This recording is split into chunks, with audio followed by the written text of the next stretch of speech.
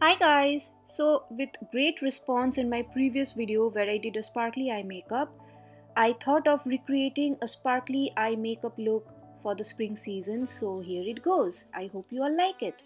First of all, I'm starting with a concealer which I'm using on my under eye area and also as a base for my lids. This is from ELF Cosmetics.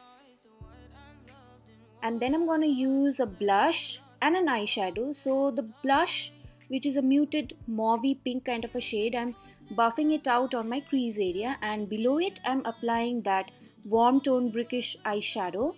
So now I'm gonna take that blush once again with a fluffy brush. The brickish eyeshadow I used with a smaller brush, and I'm kind of mixing the two shades to diffuse the color, and then I'm taking this champagne kind of a shade and applying on the remaining area of my lids, and then I'm taking that brickish warm shade once again and applying that on the lower lash line. You can notice I'm totally avoiding black because it's spring season.